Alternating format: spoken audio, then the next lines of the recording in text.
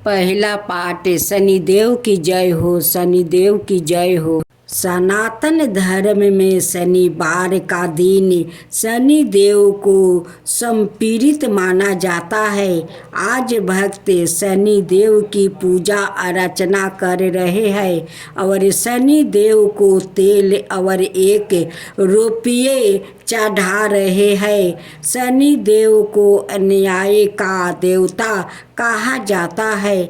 मान्यताओं के अनुसार शनिदेव क्रोधित स्वभाव के हैं। जिस पर शनिदेव प्रसन्न होते हैं वो रंक से राजा हो जाते हैं और जिस पर शनिदेव का क्रोध बरसता है उसके जीवन में कई परेशानियाँ लगी रहती है। शनिदेव मकर और कुंभ राशि के स्वामी है और उनकी महादशा 19 बरस की होती है। भगवान शनिदेव के आदि देवता प्रजापति ब्रह्मा और प्रतादि देवता यम है। लेकिन क्यों आप जानते हैं कि शनिदेव को उनकी पत्नी ने श्राप दिया था?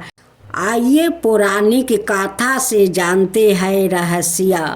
अब दूसरा पाठ पौराणिक ग्रंथ ब्रह्म पुराण के अनुसार बालकाल से ही शनिदेव भगवान श्री कृष्णा के अन्याय भक्त थे। वो भगवान श्री कृष्णा के अनुराग में निगम रहा करते थे। बाहुबस्ता में उनकी पिताश्री ने उनका विवाह चित्ररथ की कन्या से करवा दिया। उनकी पत्नी सती साध्वी और परम तेजस्विनी थी। एक रात्रि वो ऋतु स्नान करे पुत्र प्राप्ति की इच्छा लिए शनिदेव के पास पहुंची, पर देवता तो भगवान श्री कृष्णा के ध्यान में लीन थे। उन्हें बारम संसार की सुधि नहीं थी। उनकी पत्नी प्रतीक्षा करके थक गई।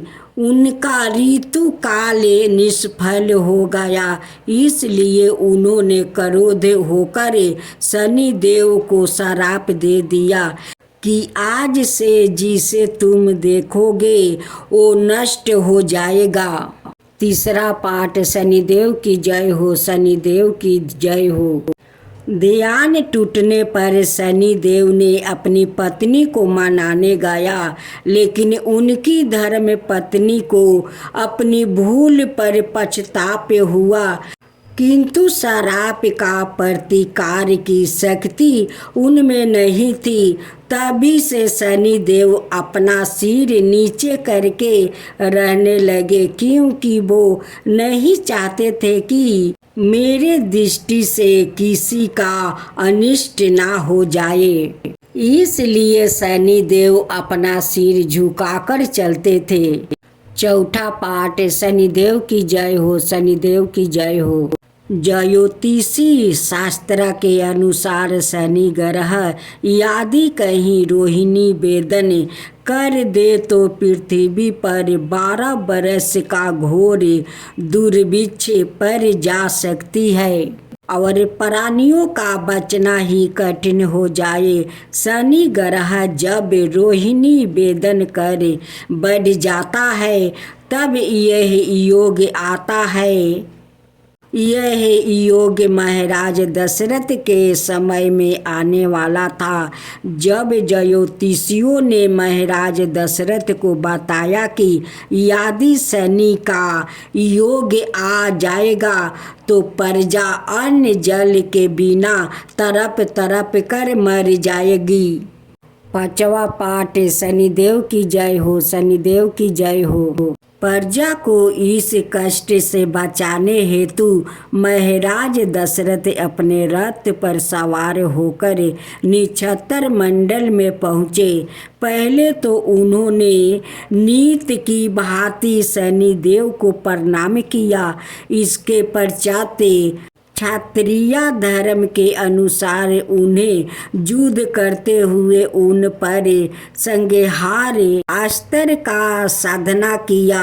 शनिदेव महाराज दशरथ की कर्तव्यनिष्ठा से अति प्रसन्न हुए और उससे कहा, वर मांगो। महाराज दशरथ ने वर मांगा कि जब तक सूर्य नक्षत्र आदि विद्यमान है तब तक आप संकट वेदन ना करे। शनिदेव ने उन्हें वर देकर संतोष किया। शनिवार का दिन इस गाथा को पढ़ने से धन आता है और संकट दूर हो जाता है। शनिवार का दिन सुने शनि भगवान की व्रत कथा। शनि भगवान की जय हो, शनि भगवान की जय हो। तेराता योग में एक बार भयंकर अकाल पड़ा। वर्षा ना होने से सब वनस्पतियां सूख गई। तपोवनों में भी कंदमूल और जल बिना दुर्लभ हो गया।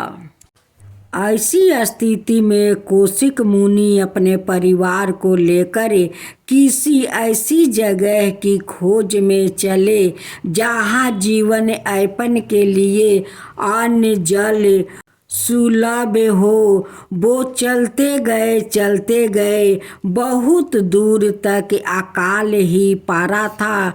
उनका सबसे छोटा पुत्र लगातार चलने में असमर्थ हो गया था। एक रात उन्होंने उस एक वन में वृक्ष के नीचे सोता हुआ ईश्वर के भरोसे छोड़कर और आगे निकल गया। प्रात जब बच्चा जागा तो उसने अपने माता पिता को नहीं देखा। व्याकुल होकर वो रोने लगा, पर उस निर्जन स्थान में उसका रोना कौन सुनता। रोते रोते थक कर भूख प्यास से निराश होकर वो एक पीपल के वृक्ष के नीचे बैठ गया। वृक्ष के नीचे पीपल के बहुत सारे फल गिरे थे। बालक उन्हें बीन बीन कर खाने लगा। उन्हों खाकर उसे थोड़ी शांति मिली। कुछ दूरी पर उसे एक बावरी दिखाई दी। जाकर उसने बावरी का जल पिया तो उसके मन को थोड़ी और शांति मिली। इस प्रकार उस निर्जन वन में वो पीपल का वृक्ष और जल भरी बावरी उसके जीने का सहारा बने। माता पिता उसे छोड़कर वहाँ चले गए। इसका उस कुछ पता नहीं था। इस प्रकार अपनी भूख प्यास मिटाने के लिए वो श्री हरि का ध्यान करने लगा। बहुत दिनों के बाद एक दिन अचानक देव ऋषि नारद वहाँ पधारे। पीपल के नीचे उस बालक को ईश्वर का आराधना करते हुए देखा। उन्हें आश्चर्य हुआ कि इस निर्जन वन में जहाँ ना कोई आश्रम है ना गुरुकुल है, यह बालक कौन है और अकेले यहाँ कैसे रह रहा है। नारद उस बालक के पास गया। बालक ने भी इतने दिनों बाद एक ऋषि को अचानक आया देखकर आश्चर्य किया। नारद ने बालक से पूछा, तुम कौन हो? तुम्हारे माता पिता कहाँ है? इस छोटी सा अवस्था में अकेले यहाँ कैसे रह रहे हो? किसी का सानिध्य पाकर बालक का दुख जैसे उमड़ पड़ा। उसने बताया, दूर वृक्ष के कारण अन्न जल की खोज में जाते हुए माता पिता कब उसे यहाँ छोड़कर चले गए वो नहीं जानता। उसके माता पिता कौन है और अब वो कहाँ है वह यह भी नहीं जानता। इस निर्जन वन में इन वनस्पतियों के फल कंद से जीवन बिता रहा हूँ। यह पीपल का वृक्ष ही उसके लिए माता पिता जैसे सहारा है। नारद ने कहा, वस्ते चिंता मत करो, तुम्हारे विनयशील साहस जिजीविषा को देखते हुए मुझे विश्वास है कि तुम किसी श्रेष्ठ कुल गोत्र की संतान हो। मैं तुम्हें विधिवत मंत्र आदि संस्कारों की दीक्षा दूंगा। अब अकाल भी समाप्त हो गया है। अब तुम्हें जीवन यापन की कठिनाई नहीं होगी। यह वन भी शांत और हृदय पशुओं से रहित है, इसलिए तुम यहाँ निर्भय होकर जप तप कर सकते हो। यहाँ तुम भगवान विष्णु का ध्यान और ओम नमो भगवते वासुदेवा मंत्र का जप करना। एक दिन भगवान विष्णु प्रसन्न होकर तुम्हें अवश्य दर्शन देंगे। इस पीपल का वृक्ष का नीचे इसके फल खाकर तुम्हारा पोषण हुआ है और अब इसी के नीचे तुम्हारी तपस्या होगी।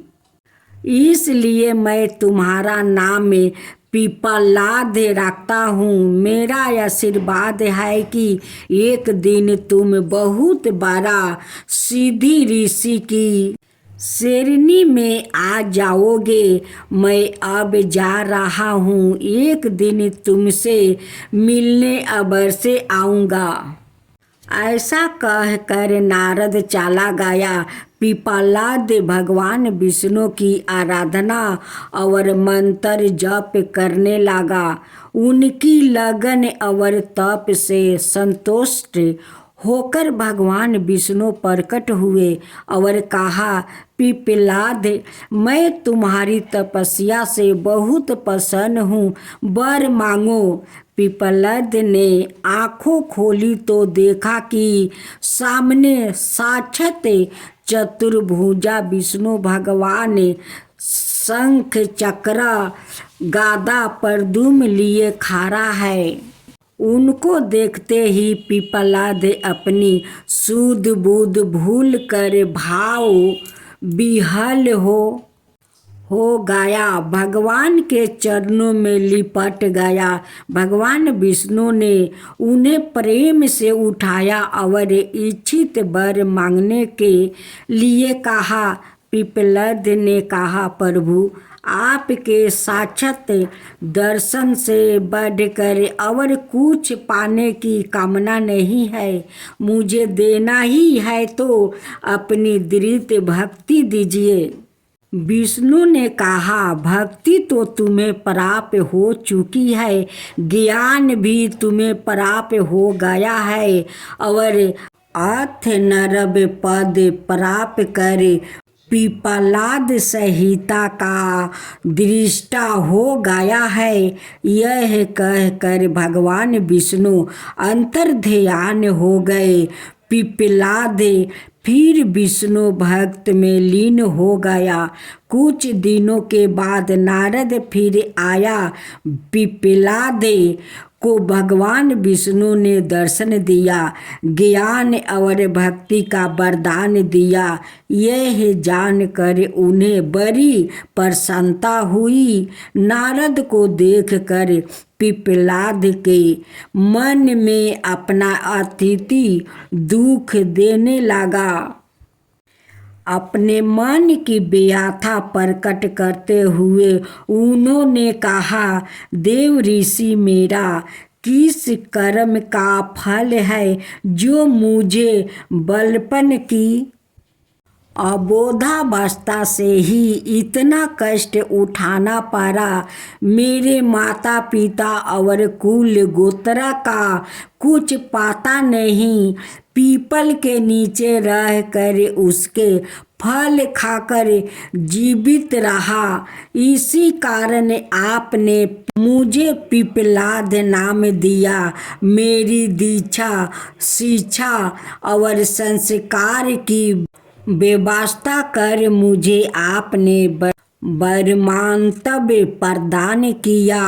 आपके कारण भगवान विष्णु का दर्शन हुआ। नारद ने कहा, पिपलाद, अतिथि की सोच मत करो। शनि ग्रह का प्रकोप से तुम्हें यह सब सहना पड़ा। आज भी वो आकाश में अपने मार्ग पर प्रज्वलित होकर चल रहा है। इतना सुनते ही पिपलाद अपने क्रोध को ना रोक सके। उन्होंने क्रोध से शनि ग्रह पर दृष्टि डाली।